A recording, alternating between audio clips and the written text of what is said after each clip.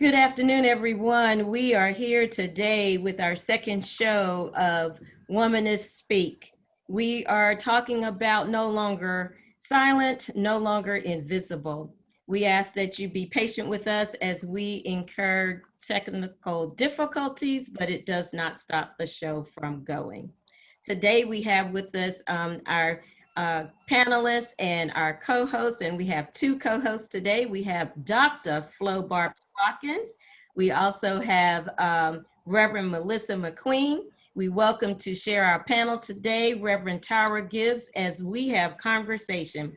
Guys, it's been an exciting week. We've had one of our very own who has received her doctorates and is off to celebrate that. We say yay, hooray. We also have some interesting news that has happened in our country today. We have the first woman of African descent to run as a running mate for vice president. And if that doesn't help us with our conversation today about Black male privilege and patriarchy, I don't know what does. So let's get together and have a great conversation as we talk today about no longer silent and no longer invisible. Welcome to our show today. Thank you. Everyone take your mute off and let's have a conversation. So when we left off last week, Reverend Melissa said she had a whole bunch of statistics to share with us. And I think those statistics are probably appropriate for entering into our conversation today. Why don't you start us off? And she said, no. Well, I had them last time, and I dropped my notes, but basically what they was just to show that even today, our and excuse me, they're mowing the lawn, of course, right now, but it was just to show that there's still this wage gap when it comes to us just operating in our gifts from corporate to home and to our church home. So if with everything going on in this world, like there are certain things we just can't we can't lose sight of. So that was just one thing I had wanted to share, and I'm sorry I don't have my notes, but yeah, that was what I had wanted to lift up. And if we're all exercising in our gifts and doing the same thing, and I would argue that women or people who are of feminine energy do more, we should get paid for what we're worth, even though that may not even be enough. Girl, you said that right. We do work extra hard. I was watching one of your fellow friends, our fellow friends, Reverend Lisette, as she was preparing to work on her DMin, and she cites some great information how we do the work and we're not recognized for it. So a part of our conversation as to why we say no longer are we going to be silent and no longer will we continue to operate, do all the work and no one calls our name. One of our greatest persons in history that we can very well speak to that is Ella Baker. Ella Baker is the mother of the civil rights movement, and her name is rarely mentioned. We hear all about Dr. King, we hear about Reverend Vivian, we hear about John Lewis, but we rarely hear about Ella Baker. Anyone want to chime in and help us with our conversation today? Especially in ministry, is that the things that women do. So even though she might have started, and of course she did, she was a leader, but women aren't leaders. And so what happens is that the woman comes up with the idea, the man has to mansplain the idea, and then it's almost as if she's not in the room. So I wasn't there when that happened, but I'm here now and I watch it happen every day, whether it's the courtroom, whether it's the boardroom, whether it's the church room. A woman has an amazing idea, and then men begin to figure out how they can say it in a different way, and oftentimes take credit for it. And so as a result, the woman gets relegated to being the support of the idea that she came up with anyway. Well, what happens when she does have the idea and she does institute it? She still gets relegated to the back of the bus, if you will. Yeah, absolutely. And what happens is that we acquiesce. Yeah. We We do. oftentimes acquiesce. We'll go ahead and, okay, I'll take the minutes. Yeah. You know, I'll moderate the meeting and take the minutes because I'm the only woman in the room. Mm-hmm. Mm-hmm. Well, if you're leading the meeting, you don't need somebody else can write. Somebody can accurately record the things that are going on. And Yeah. so and sometimes we do that to ourselves. Yeah, we do.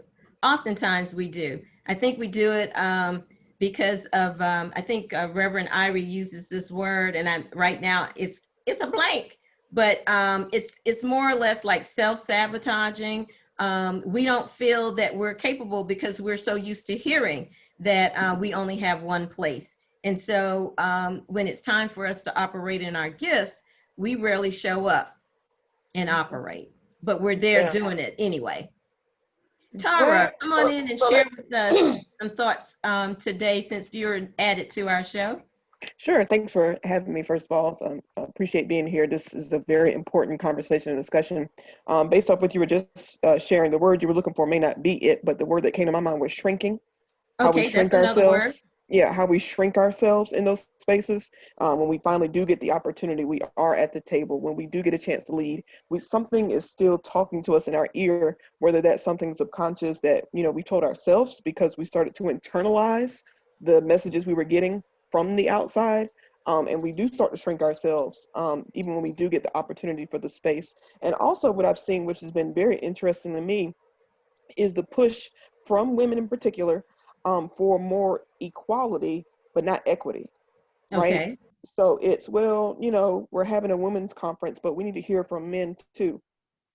That's Yeah. equal, but that's not equitable, right? Yes. Or we're going to make the board 50-50 now after 80 years of never having women. That's cute, but maybe we also need to push for the board being mostly women for a while to make up for the fact that for 80 some years it's been only men. Mm-hmm. So that's what I see, and that's something that I just wanted to bring to the conversation as I think about these topics. Well, I can concur with that as I look at what's happening within our association right now. I'm not going to name names, but to your point, we have an opportunity to possibly have a woman lead our association, and all her supporting cast are men. How do you do that? I mean, this is the time when you have the opportunity to take leadership, then show leadership. Right, right, Yeah, right. Oh, yeah. no, I agree. And since we are a part of the same association, I know exactly what your local association, I know exactly what you're talking about. And it is just frustrating, because then there comes an opportunity again for that little thing of tokenism as Mm-hmm. well too. Like we Mm-hmm. finally got the woman, but she's not Mm-hmm. going to have a say. She doesn't really matter, but we're going to put her up there. She's going to maybe make the flyer and have some, a face. Mm-hmm. But at the end of the day, and then of course the part of that tokenism is, as long as they're one. Now it Right. can be 50 men, but as long as they're one woman, then you can't say that we didn't try or we didn't reach out. Right, right. Well, we have two other faith denominations represented here. It would be interesting to hear that even what happens when a woman is leading, how does that show up in bringing other women along? I like how you all are spilling the tea without like giving us the flavor. That's pretty cool. It's funny too. But so I'm just gonna say, so I'm ordained UCC, United Church of Christ, and in all honesty, I haven't had to endure any issues when it comes to women in leadership. Mm-hmm. The United Church of Christ, they have been a forerunner for ordaining Black women. From the first one was Dr. Yvonne Delk, Mm-hmm. and so I can say we have, I guess, we're not really hierarchical, but if we were to name like the woman that is like the voice for UCC when it Mm-hmm. comes to justice, that will be Reverend Tracy Blackman. And Okay. so it seems like in our denomination, they are intentional about making sure we have a voice And even more so, I know we're not talking about this, but most of the work we do comes from racial relations, because UCC is predominantly white. So what it looks like is Dr. Tracy Blackman showing up on CNN, you know, speaking on behalf of the United Church of Christ, when our president, Dorhauer, could do that. Okay. And that's what that looks like, just showing up in spaces and having more, I guess now we have screen time, having more screen time than what would usually be the bishop's screen time or superintendent screen time. It shows up as our women is given that screen time. So yeah, I just wanted to lift that up, but that's UCC. Flo, Okay. you got the Presby. Tell us about the Presbyterian. Well, since I've been ordained for 27 years and I've seen some things pretty much up close and personal. My dissertation was dealing with gender bias, and I had 12 pastors to respond to questions. And I recall one of them who was in an incredibly affluent congregation, probably one of the largest and definitely the richest congregations in our denomination. And having to negotiate about salary, Mm. a different salary than her predecessor had, trying to make it lower, insisting from the committee that, well, wouldn't your spouse be able to like compensate and make enough money to make it the same as the former pastor? Wow. What the entire hell, right? So yeah, it happens. And so I'm gonna give you some pushback to Reverend McQueen Simmons, in that what happens oftentimes, especially in white denominations, that we will push the black woman in the front to take the heat I hear you. for the past sins of the denomination. I hear you. And so, I mean, and that does not negate her work at all. Trust me when I tell you, she's doing a mighty work. But think about the ways in which Black women are portrayed, especially in the media. There's some classical names for them. One is Jezebel. Mm-hmm. So she comes off as seductive and sensual and the whole 9 yards, and she's played up by her beauty and her sexuality. The other one, though, is the mammy. She takes care of, she's strong, she makes sure everything is going just fine. And then you got the angry Black woman, right?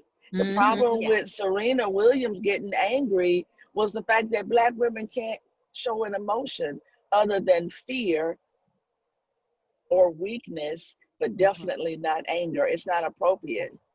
How many times have you been referred to when you are passionate about something as being an angry Black woman? Oh yeah. And I Just think like Trump I think we need to put some positive spin on that angry Black woman. Go ahead, Reverend McQueen. No, I was just gonna say, just like 45 called our VP pick Kamala Harris a mad woman, just because of the way she was interviewing what's his name? Kavanaugh? Brett Kavanaugh. Yeah, Kavanaugh. So she became a mad woman just because she was asking questions, and he, I guess, got teary-eyed. Yeah. Well, I think we're going to have much and more nasty, of that too. and nasty. And nasty. Yeah, we're going to have much more of that to look forward to. But, you know, I think that we need to take their words.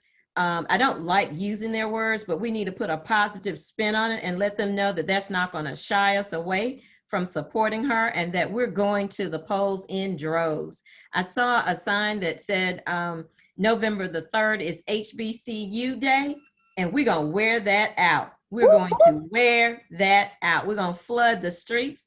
I think it's a great slogan. I hope that everyone puts on, who attended a HBCU, supported a HBCU, know a HBCU, get a t-shirt, wear it, and bring it to the polls on November the 3rd, because yes, we are going to tear the street up. Let me say it again, tear the street up Okay. vote. Okay, okay, because Yes, it's all yes, about the vote. yes. It's all And about the vote. And I'm even honored in to this be Howard conversation, alum. I'm honored to be Howard alum. Just it's just good to see that, yeah, yeah, great things are coming from. But can I shift the conversation a sure you tad bit? can. So the last time we talked, I reached out to some of my friends to see if they followed our chat, and there were some people who were on the chat who wanted to understand our womanist perspective that weren't clergy, Okay. because they felt like um, what we shared was mostly going to help women and clergy women.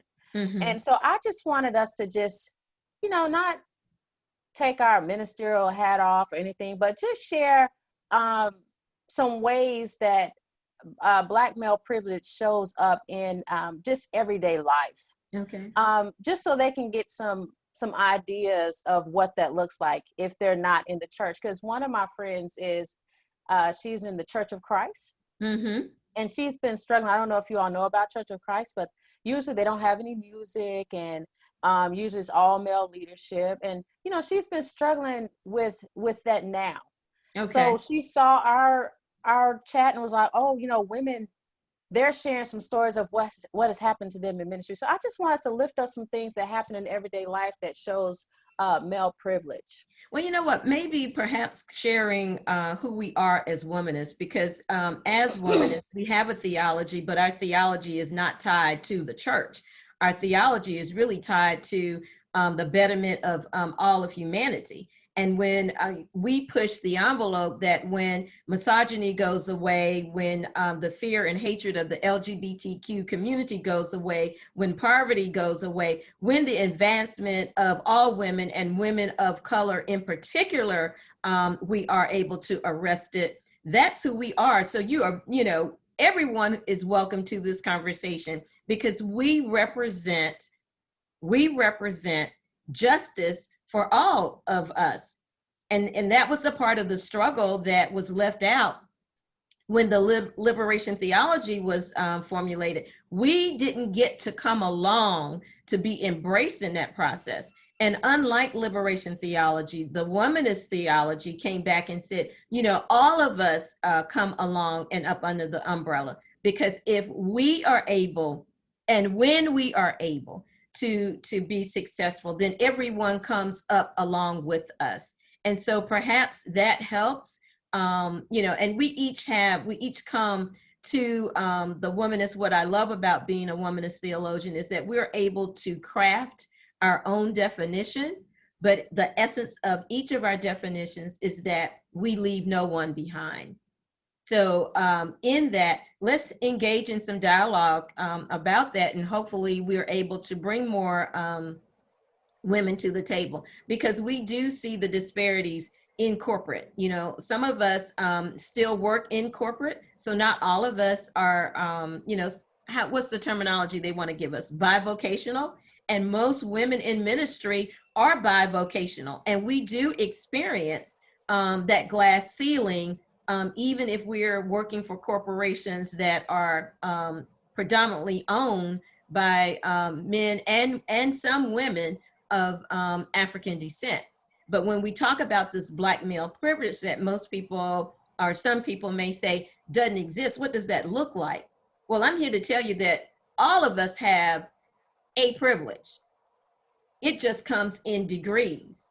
And so when we talk about the Black male privilege, it shows up in the church, it shows up in the corporation, it shows up in the boardroom, it can even show up in your home. So when we talk about that, let's dissect that so that people understand that we are not just limiting ourselves to the church, because we as women, we as womanist preachers, we're in every fabric of society. Rev, if I Absolutely.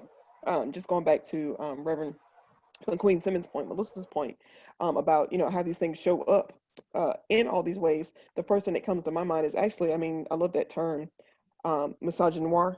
You know, that Mm-hmm. misogyny that's just for Black women in particular, or Mm-hmm. always seems to be directed towards us. And I think we do see that in a lot of everyday ways. For example, those terms that somehow are supposed to be offensive to women, but really represent an area of lack in men.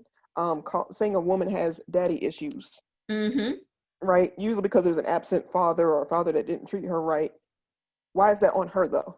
We Mm-hmm. have to ask ourselves, why is that a degradation of a woman to say she has daddy issues? Why Mm-hmm. isn't it, men have daddy issues? Like there's a problem here, right? Or single mother, right? How that's used, and we know there's nothing against single mothers, but how it's used sometimes as a term to degrade, but she didn't choose that. Mm-hmm. Most women, let me clarify. Some people are choosing to be single mothers, and that's fine. But when we're using it as a term of to degrade, right, when it really reflects a lack of some father figure or some other presence, again, why is that being directed toward women, right? That's something that we need to examine and think about. Other ways, just the way when we start talking about the issues about like the prison, the preschool or school to prison pipeline, those things that are Mm-hmm. happening, how we usually focus on men and boys. But when we look at the statistics, we see how Black women or girls are being suspended, how they're being punished, what rates that they're disproportionately being harmed and whatnot. We don't bring those numbers up, and when you do, we're not talking about that right now. Mm-hmm. We're talking about this right now. Mm-hmm. When are we going to talk about this then? It seems like we never talk about us. And then, of course, I can't skip over the example of the wonderful anthem that just dropped a few days ago, WAP, WAP. You like it, great. If you don't, that's fine. What I take issue with is when you don't like it and all of a sudden it's, why aren't these women role models? I don't want my daughter doing X, Y, and Z. Okay, these women never claimed to want to raise your children. Mm-hmm. That this song was never meant for children. As a parent, I could have sworn you were supposed to be responsible for what they are exposed to and not exposed to. Yeah. The world doesn't have to respond to that. You need to respond to that as a parent. That Mm-hmm. is your role. But again, the onus is put on Black women who were saying the same things that Black men have said for decades, right? But why is the pressure of being a role model and all these things put on women? All I'm saying is that there are so many other examples in the way we see misogyny, the way we see patriarchy, um, affecting Black women outside of just the church. But of course, it's in the church too. Yeah. Yeah, and I'll share some examples of what it looks like in the church, whether you are a clergy woman or not.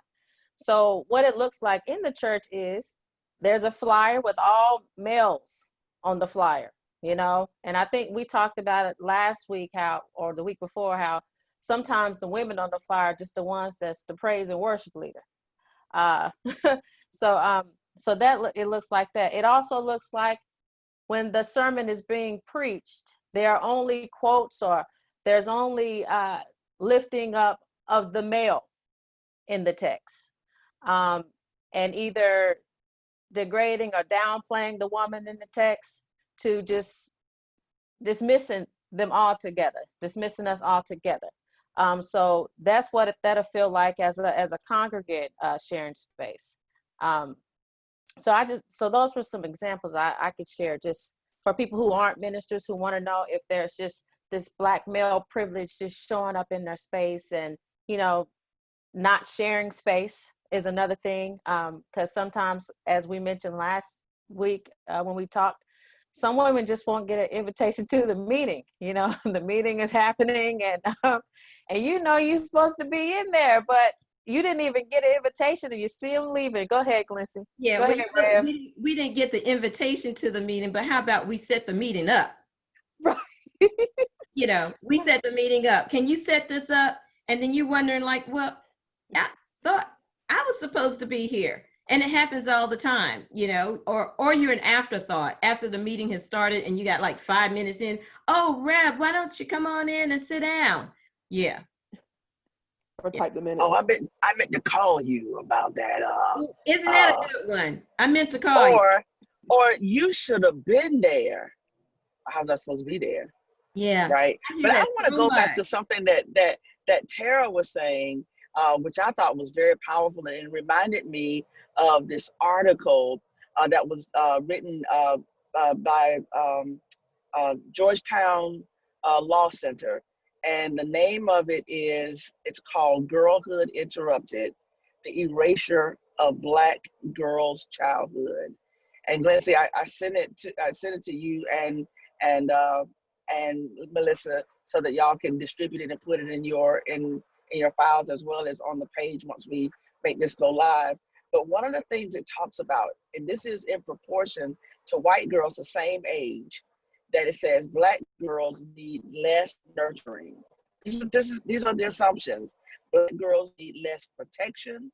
Black girls need to be supported less. Black girls need to be comforted less. Oh,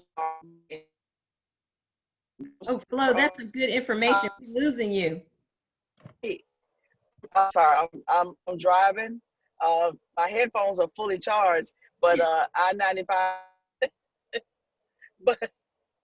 but it's just a different way. So if it's a little Black girl and a little white girl, the same age, the little Black girl gets hurt, she's gonna get you put a Band-Aid on it, baby, keep going. The white girl is gonna get hugged, she's gonna get nurtured, because there's a belief that Black girls need less nurturing. So what's happening in women, Yeah, I hear young her. girls. Mm-hmm. Yeah. I saw something on the news recently, and it may have been an article about expectant mothers, that when they're in the hospital, that it's automatically assumed that we don't need the same attention that mothers, women of European descent get when they're in the hospital. So you're absolutely right, Flo, that there is this thought process that we can endure pain more. And it speaks to the atrocities that happen to we as women of African descent, and African women in particular, during this time of slavery, when doctors were experimenting on their gifts and their crafts, how they used our bodies without providing us any type of pain medication to work out their perfection on us. And that's, we are forced to be reckoned with because of the treatment, the ill treatment that has been put upon us by our experiences in this country and sometimes abroad. Sisters, help me out. Well, and to put a statistic to that, it says Black, American Indian, and Alaska Native women are 2 to 3 times more likely to die from pregnancy-related causes than white women. Yeah. Here's another one.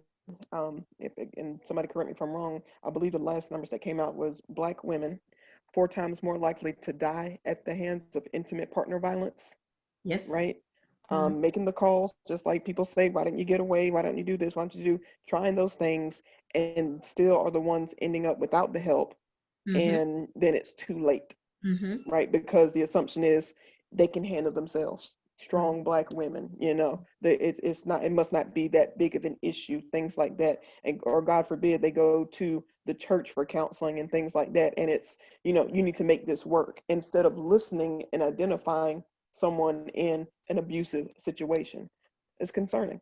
That's another big way, as I think about it, that abuse that happens among or within churches, and it may not affect clergy in particular, but the way we respond to allegations of abuse in the church when it comes to Black women, and making sure, you don't taint the image of a Black man, when, we know the reality is that the people are in danger.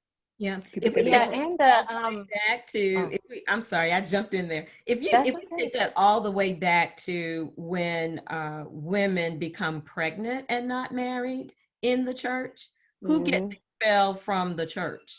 Who has to go up there and apologize? Right. Yes. Yes. It speaks that Oh, speaks go to ahead, man. like male privilege. Go ahead and Yeah. jump in, sister. Yeah, and I I can recall being raised in the church where a female got pregnant and she had to get up there, and we're all wondering, well, shoot, who's the daddy? She couldn't get pregnant by herself. Mm-hmm. But I just want to share that, and also lift up something that Flo shared earlier about just the lack of care for us, from even to how we get treated to from Breonna Taylor. You know, there hasn't been Let's talk about any that. follow up for that, to interacting with the Black woman, and we raise our voice, and somehow the weapon is our voice. Like, we have scared the hell out of them because we've yelled, and so they feel like they have to police us a little bit differently, to even how politics are trying to control what we do with our bodies. You Mhm. know, if we want to have sex, we don't want to use protection or whatever the issue is, there's no reason men should be having any type of say so of what we do with our bodies, especially when it comes to childbirth or sexual health and reproduction. So it's just various ways that it shows up. Yeah. Another statistic to add to our conversation is mothers of African descent dying in childbirth. And I think that's 4 times higher as well. So when we think about it, we're left out to fend for ourselves. And even when we try to advocate for ourselves, I think it was Serena Williams. Is it Serena? Which tennis pro is it that gave birth and had to really fight for herself? Yeah. That was Serena. Okay. And so as a result of that, her life was spared, but we don't have the exact numbers here for us today, but we do know that many mothers of African descent who even suggest that something is wrong get ignored, because it goes back to the statistics that Dr. Flo Barbie Watkins shared with us, that we can endure more pain. We don't need the medical attention. We don't need any attention based on the statistics. We're just out here doing our thing and being subjected to all of it. Well, ladies, we have at least 6 minutes in our day here, and we have a guest in our room, and I would like to know if she would like to provide us, after overhearing conversation, if Reverend Veronica Daughtry would like to give us closing comments to our conversation today. What did you hear today that you would take away and ask others to join us in 2 weeks? You're on mute. Can you unmute? No, you're live. Can't hear you. You might need to unmute your microphone. Is your microphone muted? Because she's unmuted. Oh, now you muted. Now she's muted. Now you're unmuted. Now you're muted. This is interesting. We can't hear you. No.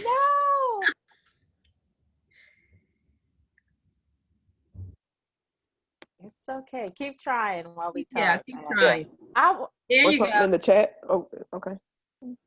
Oh, that was Tara. Well, I'll just lift up something. So Okay. we were talking about how women have been abused. And when I was in Howard, I had to read this book for spiritual development, faith development, spiritual formation. And this book right here actually gives some stories of how Black women has been abused from white men.